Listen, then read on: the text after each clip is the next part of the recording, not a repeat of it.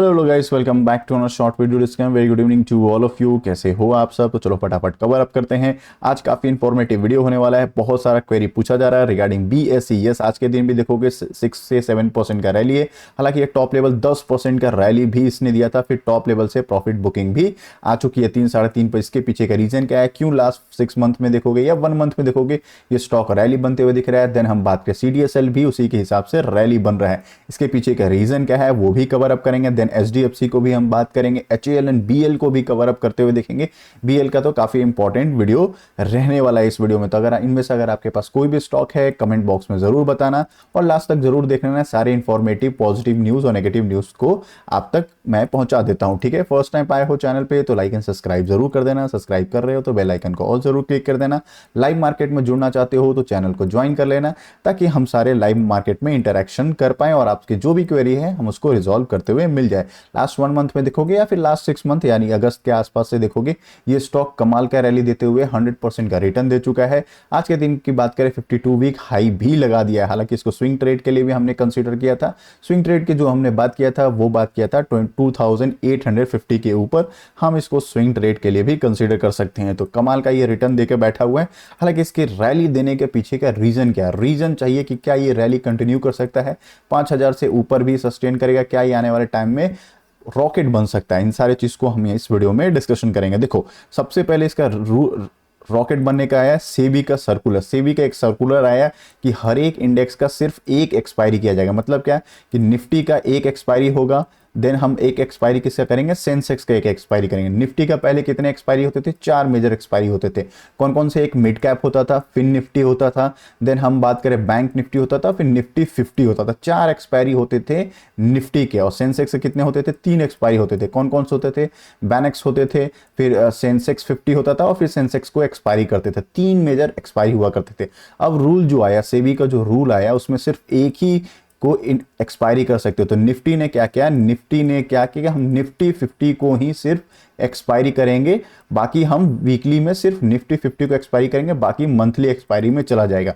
Sensex ने क्या किया कि हम सिर्फ सेंसेक्स को एक्सपायरी करेंगे, बाकी मेरा मंथली एक्सपायरी में चला गया। तो क्या हुआ कि जो निफ्टी 50 में जो फिन निफ्टी का वॉल्यूम होता था, देन बात करें बैंक निफ्टी का वॉल्यूम होता था, देन हम बात करें मिड कैप की वॉल्यूम होती थी, बैनेक्स की वैल्यू होती थी, या फिर सेंसेक्स 50, इन सारे का जो वॉल्यूम ऑफ ट्रेड होता था। अब ये सारे लोग तो सारे इंडेक्स ट्रेड करते थे, आइदर वो निफ्टी 50 में जाएंगे या फिर सेंसेक्स को ट्रेड करने आएंगे। निफ्टी को ट्रेड करने भी आ सकते हैं, बट निफ्टी 50 मतलब एनएससी तो लिस्टेड तो है नहीं, एनएससी तो लिस्टेड नहीं है। तो अब बचा क्या? बीएससी। बीएससी लिस्टेड है। तो अगर बीएससी में वॉल्यूम बढ़ेगा, वॉल्यूम मतलब ट्रेड और वॉल्यूम बढ़ेगा, तो क्या होगा? ट्रेड और वॉल्यूम हो तो रेवेन्यू में इनका आने वाला जो है Q3 का जो रेवेन्यू है उसमें जंप होते हुए दिख जाएगा। रेवेन्यू कह लो, सेल्स कह लो, सेल्स में अच्छा खासा जंप होगा, क्योंकि जितने ज्यादा इंडेक्स लेवल पर बीएससी ट्रेड होगा उतने उनके चार्जेस होंगे, ब्रोकर चार्जेस होंगे, ब्रोकर के भी चार्जेस बढ़ेंगे सेंसेक्स में। बट जो सेंसेक्स का जो चार्जेस होता था वो भी चार्जेस बढ़ते हुए मिल जाएंगे। तो इससे डायरेक्टली फायदा किसको होगा?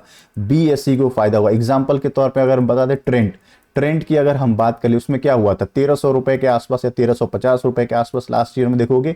उसके बाद इस स्टॉक का देखोगे हर एक क्वार्टर बाई क्वार्टर इसका जो सेल्स है या रेवेन्यू है, ग्रोथ एकदम शानदार होता। मतलब पिछले क्वार्टर, पिछले ईयर ऑन ईयर से भी बात करें या क्वार्टर से, शानदार ग्रोथ होते हुए चला हो। आज 8000 रुपए के ऊपर वो चल रहा है। इसके पीछे का रीजन क्या है कि उन्होंने अपना ग्रोथ, ट्रेंड का जो सेल्स का ग्रोथ है कमाल का बढ़ते हुए दिखा था। इस वजह से आप कंसीडर कर सकते हो बीएससी भी आने वाले टाइम में रॉकेट बन सकता है। बहुत अलर्ट होके बैठना है। क्यों अलर्ट होके बनना है? कि ये जो आरएसआई अगर देखोगे ये 5000 के आसपास आज के दिन 52 वीक हाई लगा चुका है और टॉप लेवल से 3% का करेक्शंस भी हो चुका है। तो अगर ये 5000 के ऊपर सस्टेन करेगा तो फिर रैली बनते हुए दिखेगा। नहीं तो एक टेक्निकल एनालिसिस के हिसाब से मैं बताऊं तो ये ओवर वैल्यूड हो चुका है, बहुत ज्यादा भाग चुका है। ये आरएसआई की बात करें, आरएसआई एक इंडिकेटर है, इसमें 75 के आसपास ये ट्रेड हो रहा है। तो अगर इतना ज्यादा 70 के ऊपर जब भी कोई स्टॉक ट्रेड होता है उसमें शार्पली प्रॉफिट बुकिंग भी आ सकता है। तो अगर आपने अब भी बाई नहीं किया है Q2 का वेट कर लिए, या इसमें स्टॉक में 20% से ऊपर करेक्शन अगर मिल जाता है, 4200 के लेवल के आसपास मिलता है, फिर आप इसको प्लान ऑफ एक्शन में जरूर इस स्टॉक को कंसीडर कर सकते हो। टॉप पे बाई करोगे वो भी हैवी क्वांटिटी में, आने वाले टाइम में आपको जरूर तकलीफ दे सकता है। CDSL की बात कर लेते हैं, ये भी कमाल का स्टॉक है, मल्टी बैगर रिटर्न दे चुका है, कॉर्पोरेट एक्शंस भी हो चुका है। अगर आपके पास स्टॉक है, बिल्कुल टेंशन वाली बात नहीं है। जिस दिन ये ब्रेकआउट करेगा ये 1660 का लेवल, ये फिर से स्विंग ट्रेड के लिए कमाल का स्टॉक बन जाएगा। हालांकि ये रैली बनाने का दूसरा मेजर रीजन था कि demat account, multiple demat account खुले हैं। डीमेट अकाउंट लगभग 4.4 मिलियन के आसपास सितंबर मंथ में डीमेट अकाउंट खुले। अब डीमेट अकाउंट खुलेगा तो सबसे ज्यादा फायदा इसी को होगा, क्योंकि NSDL तो लिस्टेड नहीं है, NSE भी लिस्टेड नहीं है, NSDL भी लिस्टेड नहीं है, तो डायरेक्टली इनको फायदा होते हुए मिल जाएगा। तो जितने ज्यादा डीमेट अकाउंट्स मिलेंगे, जितने ज्यादा IPO में लगेंगे, या जितने ज्यादा डिलीवरीज में उठेंगे या ट्रांजेक्शन्स होंगे, इनको डायरेक्टली बेनिफिट होते हुए दिख जाएगा। ये भी एक तरह का जर्म स्टॉक है, लॉन्ग टर्म का पर्सपेक्टिव स्टॉक में जरूर बना के बैठे रहना। ठीक है, अभी तक एनालिसिस अच्छा लगा हो तो लाइक एंड सब्सक्राइब बिल्कुल कर देना, ताकि मेरे वीडियोस अब तक रीच आउट हो पाए। चलो नेक्स्ट टॉपिक की बात करते हैं, एवेन्यू सुपरमार्ट डीमेट की बात कर लेते हैं। हालांकि इसका रिजल्ट कमाल का था, कमाल का मल्टी बैगर रिटर्न दे चुका है। अगर बात करें प्रॉफिट जो रेज हुआ ईयर ऑन ईयर 5.77% के आसपास हुआ, रेवेन्यू में भी जंप हुआ है। तब बोलोगे सर इतना बड़ा इतना डाउनफॉल क्यों हुआ, मार्केट गैप डाउन खुला और फ्लैटिश परफॉर्मेंस देते हुए नजर आ रहा है। उसके पीछे का रीजन है यस, ICICI सिक्योरिटी ने इसका टारगेट जो है डाउनग्रेड कर दिया, 4100 के आसपास का टारगेट प्रिडिक्ट किया है। ये आने वाला जो टारगेट है यहाँ पे कम होते हुए मिल जाएगा।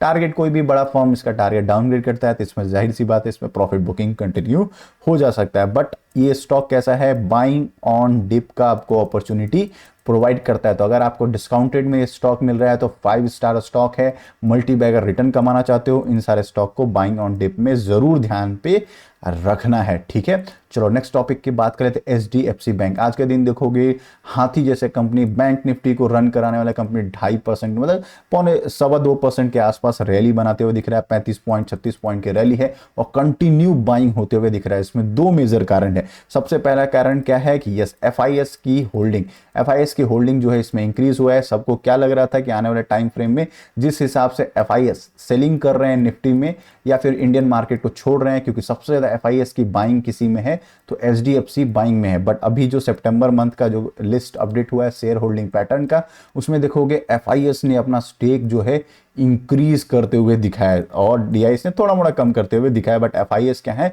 यहाँ पे बुलिश होते हुए दिख रहे हैं। तो सबसे इंपॉर्टेंट बात है यस, इनका अगर FIS बढ़ रहा है इसका मतलब आने वाला क्वार्टर इनका रिजल्ट एक्सपेक्टेशन है कि अच्छा आ सकता है। कमाल की कंपनी है, आप चाहो तो बाइंग ऑन डिप भी बना सकते हो। अगर 19 के आसपास, 9 अक्टूबर के आसपास इसका रिजल्ट भी आ रहा है, 19 अक्टूबर आपके लिए रडार पे होना चाहिए, इसका रिजल्ट भी पब्लिश होते हुए मिल जाएगा। HL की बात कर लेते हैं, गैप अप खुला, उसके बाद आज के दिन ग्रीन में क्लोज कर रहा है। उसके पीछे का रीजन क्या है, तो कल के दिन ही आपको इस चीज की रिगार्डिंग अपडेट किया था। डिफेंस का एक और स्टॉक जो है महारत्ना का स्टेटस पा चुका है। HL को क्या मिल चुका है, महारत्ना का स्टेटस मिल चुका है।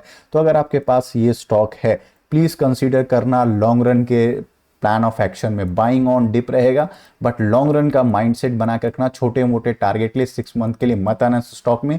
लॉन्ग टर्म में ये स्टॉक आपको फायदा देते हुए मिल जाएगा। कमाल का स्टॉक है, मल्टी बैगर रिटर्न दे चुका है और अभी भी पोटेंशियल है इन सारे स्टॉक में रनिंग देने का। इसके पीछे का रीजन क्या है, डिफेंस सेक्टर। यस, आपको पता है बॉर्डर सिक्योरिटी आज के टाइम में कितना ज्यादा इंपॉर्टेंट हो चुका है। काफी सारे वॉर्स हो रहे हैं, वॉर्स में अगर रिक्वायरमेंट होगा तो जो जाहिर सी बात है HL भी उसमें कामकाज करते हुए अपने इंडियन रिक्वायरमेंट को फुलफिल करते हुए मिल जाएगा।